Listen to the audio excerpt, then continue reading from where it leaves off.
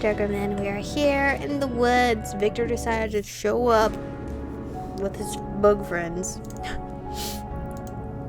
Bloody artist. Why couldn't he have drawn ponies instead? Calm down, he's on our side, is he? I mean, technically, I guess he is, because they weren't freaking out or fighting him. Cass lowers me to the ground, and I cautiously move towards Victor, who is awkwardly attempting to sit up. You're right, dude. There's a lot of blood on you. I'm not used to seeing so much blood in video games anymore, so this is like eye-opening. His movements were unsteady. He looks utterly exhausted, but that doesn't stop him from shooting me his usual kind smile. And I recoil involuntarily. You absconding with our girl here only made matters worse. Is he really truly a good guy? Victor gently pokes a bloody finger at Vincent's forehead. Nobody asked for your opinion, you all-knowing old fart. But you should have, especially if nobody is going to rudely run off with our Genia, and without our blessing. And let me tell you, you're an idiot and your plan is shit. Shut up, you son of a bitch. Oh, how the truth hurts. Don't pretend you didn't know that. No, this was a one-way ticket. You're not ready to face Ein yet, and in another 20 minutes, so have you found. Even if you could conjure yourself a door, it wouldn't matter. Ein's long arm can reach you anywhere, and if there isn't a door there, he'll create one, dozens if he needs. Vince clenches his fist in frustration, and I glance at him worriedly. I hope I'm not witness to another pummeling. But enough of this drama. Things could be a lot worse. Drama? Worse? You know, I'm actually standing right here. You could at least ask me how I feel about everything. Well, a terrible thing has actually happened to you, so what if they lied? So what if they wanted to use you? That's just the way of the world. We're no better or worse than anyone else. I kind of agree with him. Alright, good. I do agree. I can agree with him. You're right. It is in our nature. Everyone uses and deceives each other, especially humans. Ugh. Noticing the heavy silence, I pause awkwardly. You cannot escape your fate. By yourself, you are helpless. The moment you leave Ein's muta room, the autism will attack. Stop it. Stop scaring me. They never attacked me before. Why would they now? They didn't until yesterday when your quasi powers first manifested. And now you're weak and enticing prey. So then, there's really nothing I can do. You can't fight them by yourself, that's for sure. Think of yourself as a sound amp. You only amplify others' sounds. Alone, you're silent. This is also insane and awful. You really are unique, but as with all wonderful things, there are flaws. Especially for me. I can't just choose to amplify someone's powers. I had to actually love that person in order to do it. And you wanted me to fall for you too. You were trying to use me. If I wanted you to like me, we would be doing much more than frivolously chatting right now, and it would be much more interesting. Vincent moves to strike Victor, but Castle restrains him. You talk too damn much. You know, I could kill you right now while you're vulnerable. Castle has his arms wrapped around Vincent as he glares at Victor, and I can't help but feel incredibly humiliated. How can you say that as if you could even know? Unlike you, I know my abilities. Do you even know how to awaken your Genian powers? But Vincent says a lot of things, and most of them are wrong. Unfortunately, whatever he told you has you now viewing things the wrong way. At least he's honest with me. Has that honesty gotten you anywhere? You could have easily stayed. It would have been simpler to fall for one of us that way. I can see where they're both coming from, but falling in love with them based on lies is just a bad story. It's bad times. Shut up or I'll murder you, you sicko. Despite how cynical it sounds, Victor is right. It would have been much easier for me if I didn't know any of this beforehand. Do you guys hear my Tamagotchi going off? Someone needs to protect you, and we're a selfish lot. None of us would be willing to waste our time without getting some benefit from it. Okay, so you see the relationship as a take and take, not take and just you're just taking it all. You're not giving anything back. What the fuck? What a creep, and to think I sympathize with him. But if you believe your ability is the only thing we desire from you, then you're a fool. Okay, get upset, get angry, there has to be another way. What's the difference between upset and angry? Angry is even more worse, right? What do they want me to do? Get upset. Okay. I'm the only one here who wasn't privy to your plan. Maybe things are even worse than I thought. All I can feel now is pain burning madly behind my eyes. Well, that's true. There is another option for you. Stay in the party room with us forever. We'll feed and protect you, and all you have to do is return to give us a shoulder to cry on, along with your warmth and feminine charms. That's all we ask, I promise, and you never have to choose or make decisions. Given what we can do, and as long as we're still alive, you can carry out your every whim. Although, wouldn't that be a waste of your potential in your life? Stop talking like a shrink. What exactly are you implying? That she return to that den of perverts? Vincent shakes Victor as he speaks. Yes, return and use those who are using her, silly child. Having slowly returned to his normal self, Victor looks more alive now. It's clear he's trying to lead Vincent through a specific train of thought. You need to learn some responsibility. Did you really think you were strong enough to stand up to not only the Altids but to us as well? What was I supposed to do? Silently stand by as you corrupted her? Join in on the fun? The girl had absolutely no idea what was happening. See right here? Vincent is so respectable. So respectable. Like, honestly, he's the only one thinking right now. Vincent glares angrily into Victor's calm, discerning face. You could at least try to pretend. Asshole, what do you mean, pretend? Victor rubs his forehead, obviously annoyed at Vincent's obliviousness. You play the hero and rescue the girl. You're ready to run away with her, thus risking your own life. Why not claim your prize? Vincent freezes. An oppressive silence fills the air around us. Again, easily can see two sides here. Vincent's way of being honest, protecting me and all that stuff could actually lead my girl to slowly falling in love with him. And what if that was his plan the entire time? We just didn't know. But I don't know. I don't think he's like that. Flushing brightly, he grabs Victor's angrily and lifts him up. When did Vincent get so strong? Just why the hell would I date her? Victor stares silently at Vincent, apparently unfazed by the unbridled aggression directed at him. Nobody said he had to date Argenia. The others don't need to know that our sweet girl now understands the secret to her abilities, or about your idiotic scheme to run off with her. Vincent lets go of Victor and nervously stalks across the meadow while screaming angrily. Why am I being punished? He then approaches me while biting an angrily broken lip and says in a weak voice, No, I started this and I intended to finish it. If this is the only way to keep you safe, then are you hallucinating? Are you drunk? Are you only acting like this because of my powers? Like how Cass, I don't even know if Cass generally loved me, but he said he felt like a strong, sense of wanting to love me and stuff because of my powers or whatever. Vincent's gaze returns to Victor and grows suspicious. Why are you helping me? What are you getting out of this? I'm just going with the flow. Victor turns to me and begins to approach me even though Vincent is trying to block him.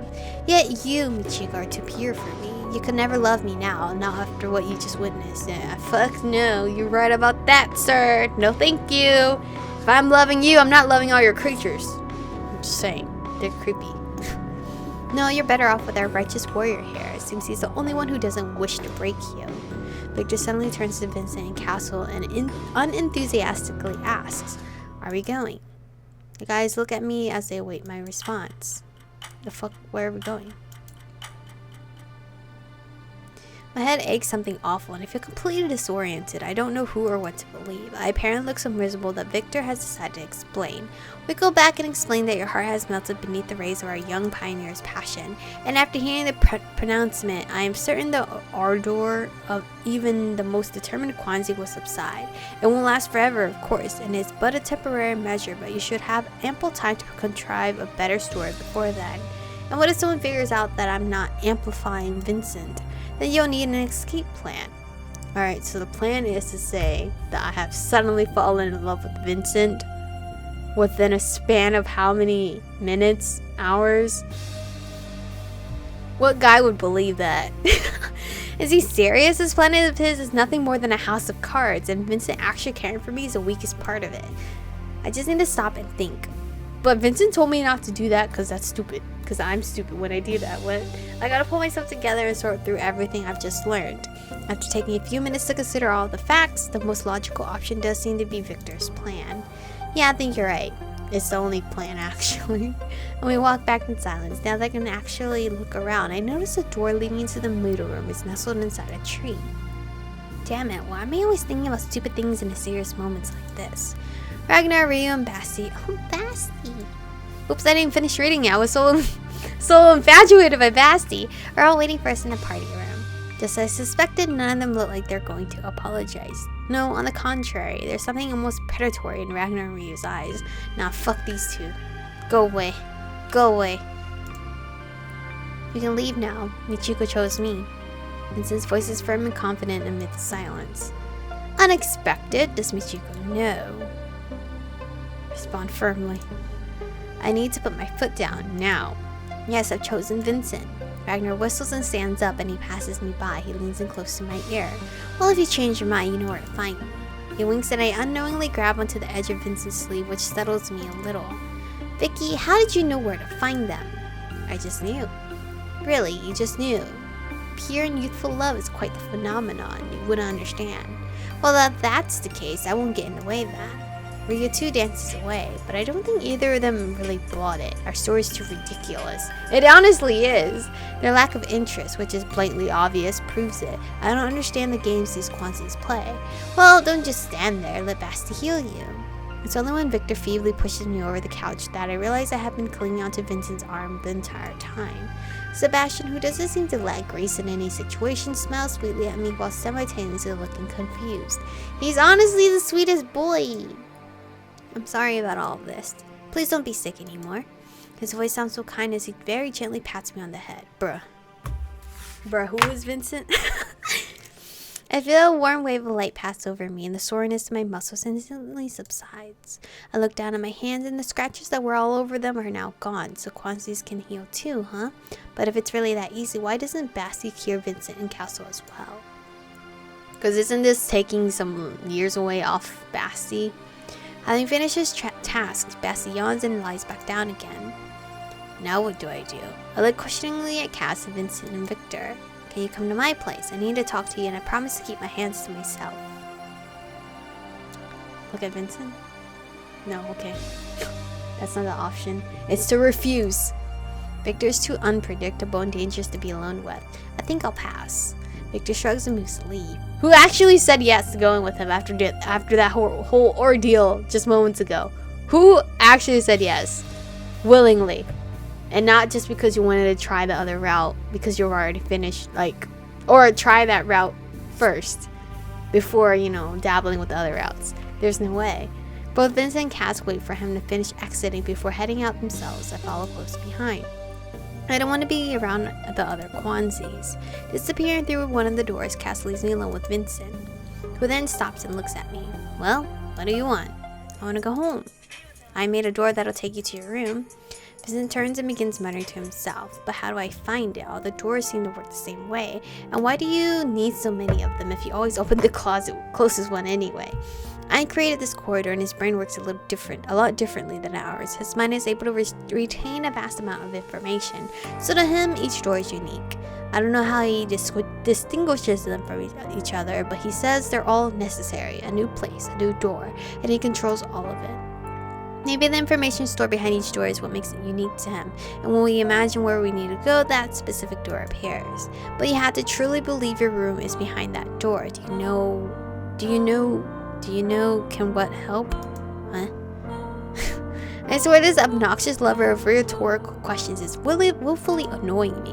What? Too irritated to humor him right now, I keep my guesses to myself. It's not like I would know the answer anyway. Faith, only faith can help you. Wait here. Vincent quickly runs into the party room and comes back with some white chalk.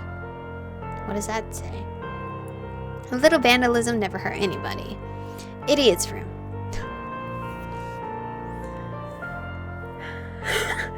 Why did I not guess that? Alright. Now you just need to believe that behind this door is your room. Demand some respect. Put Vincent in his place. Angrily erase the writing. Can I put Vincent in his place? Damn it, nope. It's demand some respect. This is absolute overkill. My lower lip trembles as my voice comes out, sounding pathetic. Vincent, please, that's enough. No one has the patience to deal with your jokes. Can you treat me with a modicum of respect? I only respect those who deserve it. I bet your standards are so high no one can actually reach them. You'll be absolutely correct. Oh yeah? How much is your ego worth? Not much. I respect myself the least of all. Oh, that sounds like a terrible choke. Vincent's words stopped me short. I would never have expected that response from him. It sounds so absurd coming from his mouth, but he's absolutely serious. I don't understand his logic at all. Sighing wearily, he began to walk away. What a strange goodbye. Tell Vincent you hate him? Ask Vincent if he removed the writing. No, he won't. Tell him good night. Obviously, it's to hate him, right? No, it's to remove the writing. If I prove myself worthy of respect, will you fix my door? Sure. Oh, that's what they meant. Vincent slows his pace. Don't worry, only you and I can see it. It's just a reminder. Oh, only the two of us can see it? How does that even fucking work? But anyway, this is where we're going to end today's episode off. Vincent's quite adorable. This is very much enemies to lovers kind of thing. But thank you guys for watching today's episode. Stay beautiful, and I'll see you guys in the next one.